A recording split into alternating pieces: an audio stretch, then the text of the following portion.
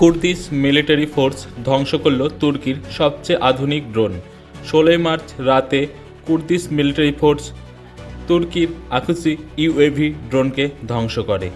এই ড্রোনের ধ্বংসাবশেষ পাওয়া যায় ইরাকের সুলেমানিতে। সবার আগে জেনে নেওয়া যাক এ ঘটনা কোথায় এবং কখন হয়েছে। ইরাকের বর্ডারের কাছে কুর্দিশ ফোর্স ইরানের তৈরি 398 অ্যান্টি এয়ারক্রাফট মিসাইল ব্যবহার করে তুর্কির আধুনিক ড্রোনকে ধ্বংস করে।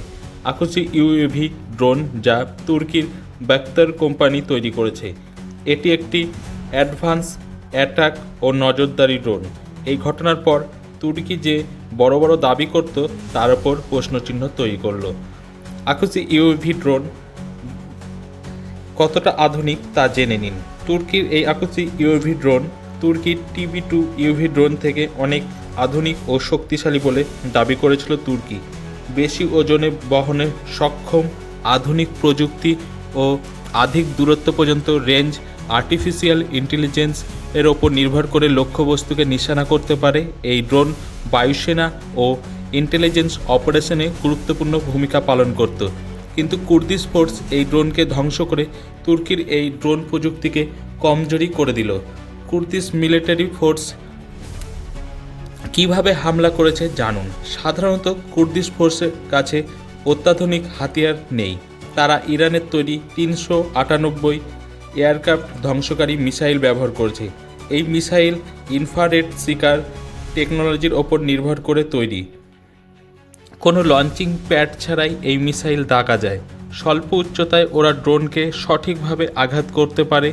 এই মিসাইলের মাধ্যমে তুর্কির আধুনিক ড্রোনকে ধ্বংস করেছে।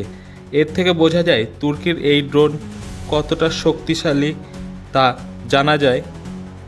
এর গুণগত মান নিয়ে এখন প্রশ্নচিহ্ন।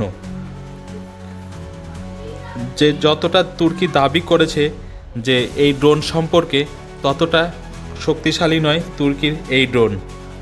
ভারতের প্রতিবেশী দুই দেশ পাকিস্তান ও বাংলাদেশ তুর্কির ড্রোন কিনেছে। তারপরেই তাদের নাচানাচি শুরু হয়ে গিয়েছিল এই ড্রোন কেনা নিয়ে। কতটা তারা শক্তিশালী হয়ে গিয়েছিল এক ধাপে তারা জানাতো। বাংলাদেশ ভারত সীমান্তে তুর্কির ড্রোন ব্যবহার করছে। এ ঘটনার পর পাকিস্তান ও বাংলাদেশের মাথায় হাত। এ বিষয়ে আরও খবর জানতে কলকাতা সমাচার চ্যানেলটি লাইক করুন, সাবস্ক্রাইব করুন ও বেল আইকনটি প্রেস করুন। ধন্যবাদ।